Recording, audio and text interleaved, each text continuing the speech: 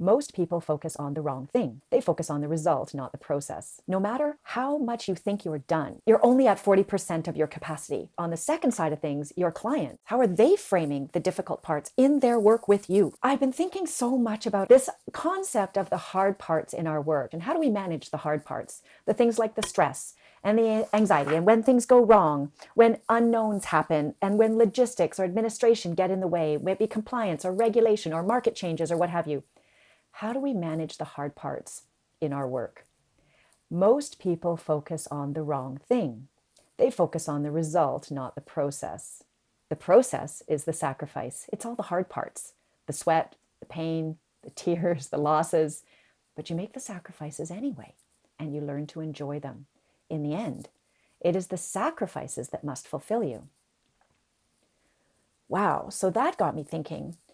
We focus on the process or the result. And we've heard expressions like, it's a journey, not a destination, or focus on the experiences, or focus on the outcome. And there's so much counsel around that. What was coming up for me today was Benjamin Zander's book, The Art of Possibility. And one of the things that he really promotes in that book is this idea that when things go wrong, it's a learning opportunity. And he goes, oh, that's fantastic. And he celebrates the opportunity to learn, right? Oh, that's fantastic.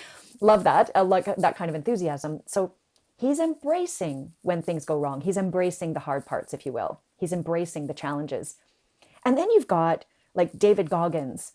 He's apparently the toughest man alive. And he's written the book, You Can't Hurt Me. And one of the concepts that I took from that book when I read it was this idea that no matter how much you think you're done, you're only at 40% of your capacity. You're only at 40% of what's possible for you.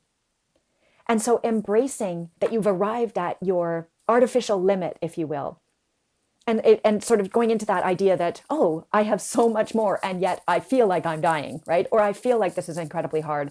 It shouldn't be this hard. And yet, at the same time, any kind of growth, any kind of development of any kind requires a fairly high degree of discomfort, right? Whether it's mental or emotional discomfort or physical discomfort.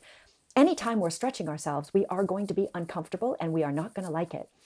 So there's these ideas of that concept of the focus on the journey or the process, if you will, or the focus on the outcome and the result.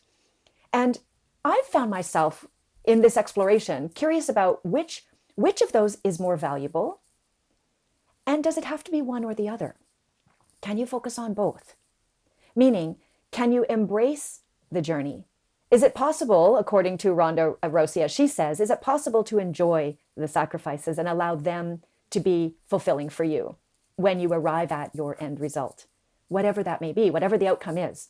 So as you're thinking about your work and the hard parts in your work, the things that you have to grind through that you don't enjoy that much, how are you responding to those? And what is the mental or physical environment that you are creating in your work for yourself as a result of how you're responding to the hard work, if you will, that's being offered to you or presented to you? So I wondered about that. And I also wondered about, on the second side of things, your client. And what is their experience, right? What is their experience of the hard work in their own journey and in their journey with you? How are they framing the challenging parts? How are they framing the difficult parts in their work with you? Are they embracing it? Are they seeing it as a learning opportunity or a growth edge? Or is it rather something that is inconvenient, not worth the hassle, and they would rather not go there? So each of us has an opportunity to explore our limits, if you will, and what we are willing to sacrifice to become more, to become better, to be the person that we envision is possible for us, to grow into our future self and the identity we see for ourselves. And our clients have the same opportunity when we are serving them and when they are in experience of transformation in our work together. They are also experiencing those limitations. So I wanted to have a dialogue with you around this delicate balance, if you will, between the journey and the destination. And what is the value of focusing on one or the other? When do we focus on one or the other? And is it an either or is it an and as well as? So this is what I want to invite you to explore while you are engaged in your own hard work independently inside your business, if you will. And perhaps also exploring what that might look like or feel like from a position of empathy with your clients as they are involved in their journey with you and looking to transform into a better future of some kind. So that's my invitation. Thanks so much for being here, and we'll look forward to seeing you next time. Bye for now.